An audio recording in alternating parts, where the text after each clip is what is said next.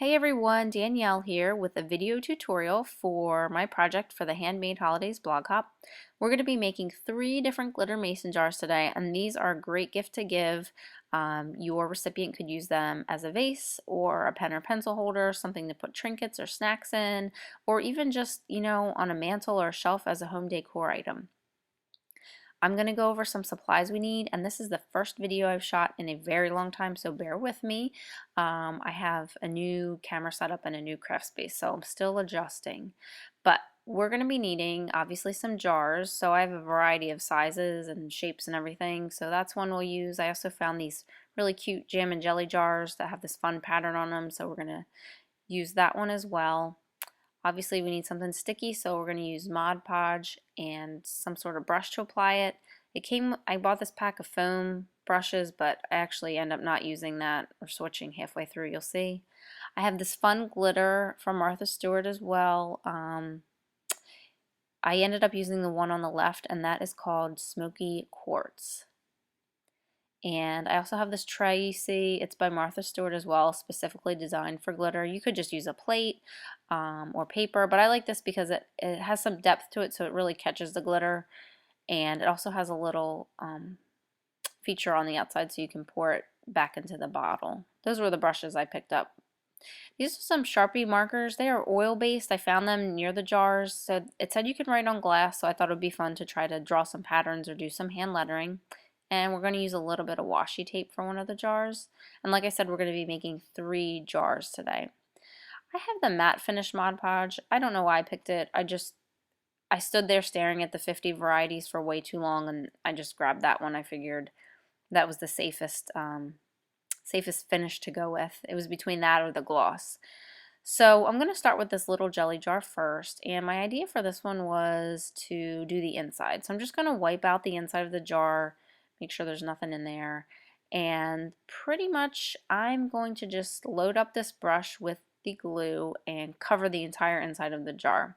And I thought I would like these foam brushes because I've used them for other things, but it really just didn't work with this jar, or at least doing the inside of the jar. It might have worked on the outside, but I think that it was just maybe too big and too flexible, and I just had a lot of trouble getting good coverage with the glue with this brush. It was especially hard to get down kind of in the bottom of the jar and the crease down at the bottom. So I'm actually going to switch from this foam brush to the brush that came with the glitter tray little kit that I picked up at Michael's. And it was just the brush was a little more firm, so I had more control and I could get in all the spots of the inside of the jar. And I went all the way up to the rim of the inside of the jar. I tried to be careful about not getting it on the outside of the jar, just because I didn't want any glitter, because I do plan on putting the lid back on. So after I put the glue, this is really simple. I'm just going to dump some glitter in. And these Martha Stewart glitters are nice because they have the option of this dump feature or kind of a sprinkle feature. And obviously, since I'm just going to be filling the inside of the jar completely, I'm just going to dump a whole bunch in there. And pretty much like you would flour a pan if you were baking a cake or some bread, that's the same approach I'm going to take with this. You could put the lid back on and shake it all up, but what I'm going to actually do is just use the ring from the lid just kind of to finish off the jar, so I don't want to get glitter all over it. So like I said, I'm just going to kind of swirl around the glitter just like if I was, flouring a pan, and kind of tap it and, swirl it all around so the inside gets covered completely. And I just every now and then check to make sure. Now, due to my poor glue application, I had a whole bunch of globs of glue at the bottom of this jar, which was annoying because I had a whole glob of glitter down there. You'll be able to see, you can kind of see it right in the crease at the bottom of the jar, which isn't a big deal. You can't even see it when the jar dries. And then, this was fun. This is exactly what I did with my pepper shaker when I was filling it up earlier today. I am a little bit impatient with most things, like little tasks like this. So what you can't actually see, because the glitter kind of blends in with my desk, is that the glitter is currently spilling all over my desk right now. And as I am recording this voiceover, I actually have glitter on my nose from yesterday, and it's driving me crazy because when the light hits it, I can see it in my eye. But you can't see it. You can see it a little bit, but there's actually glitter all over the desk right now, which was really, really fun to clean up. And I'm still finding glitter everywhere. So that's that, and I'm just going to set it aside and let it dry. For the second jar, I thought it would be fun. I see a lot of things that are like gold dipped. That seems to be a trend right now. So I thought it would be fun to kind of do a glitter dipped mason jar. Now, this jar has some raised writing on it, and I was nervous with the washi if I went on the raised writing, it might not stick all the way down and then my glue would seep through. So I actually put the tape just below the writing. I'm sure there's a more accurate way to apply this washi tape, but number one, I'm impatient, and two, I'm a little bit lazy sometimes. So I just am kind of eyeballing it. And I'll show you what happens when you eyeball putting the washi tape on. It doesn't really pay with this particular project because I really struggled a few times to get it to line up perfectly, and you'll see that here. See, this is what you don't want. You do not want it to overlap like this, or not overlap perfectly. But luckily I had one prepared ahead of time that I actually was patient and took my time, and you can see that the washi tape lines up perfectly. I mean, if you were going for a sort of asymmetrical look, you could definitely do that, and I'm sure it would look just as good.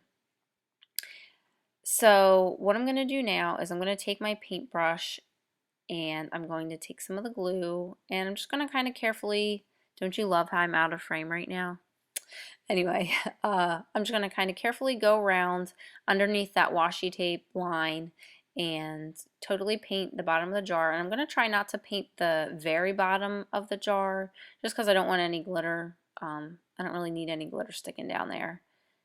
And so I'll just go around, cover the whole thing. You want to be pretty generous with your application. Not so much that you have like glue dripping off of the jar, but you want to make sure the whole thing is covered pretty well so that you get a good coat of glitter, and it's not kind of splotchy. Because if someone were to put this on a shelf, the light hits it, it looks really pretty when it's fully covered in glitter. But if you have holes, the light kind of shines through, and it might look like maybe a shoddy DIY project, and you're giving this as a gift, so you want it to, look as nice as it possibly can. So once you go ahead and cover that whole thing with glue, you're going to get your glitter, and you could probably take two approaches to this. You could, one, do like I'm going to do and get the glitter and use the sprinkle feature on the top, which I'm going to show you in 1 second. So remember how you could just dump it out of the jar like that, or you can sprinkle it. And I'm going to use the sprinkle opening on the glitter. You could probably also put the glitter in a little container and dip it, but this jars, and dip it and kind of roll it around. But I was afraid that it would maybe streak the glue, and then I would get areas that didn't have glitter. So I just played it safe actually for once, and took my time and sprinkled the glitter all around the area that I had just painted with the Mod Podge. Once you feel like you get a good coating of that, just kind of tap off the excess and set it aside to dry. What I actually ended up doing was, right now, after I finished filming the video, while it was still wet, I peeled off the washi tape and let it dry.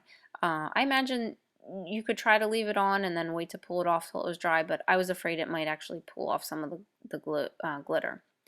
So what I'm going to do now is I got these two Sharpie pens, and I'm not going to show you the whole thing because it would have taken a while if you sat here and watched me letter this jar, but I did use the white one to do some hand lettering on a large mason jar, and I just wrote Merry Christmas, and I found that you do a coat, let it dry, and then you can actually go over it again and it'll make it more opaque and the white really pops.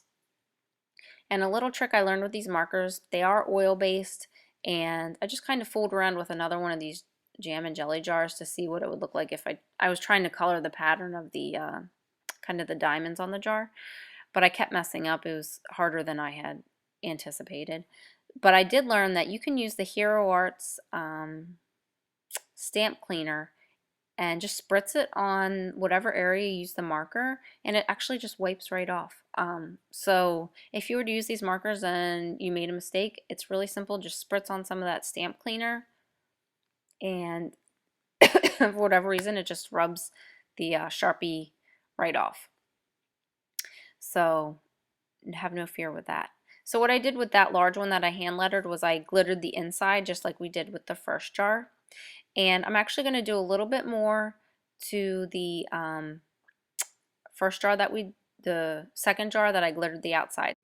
So here's the finished jar after you peel off the washi tape. It looks absolutely amazing.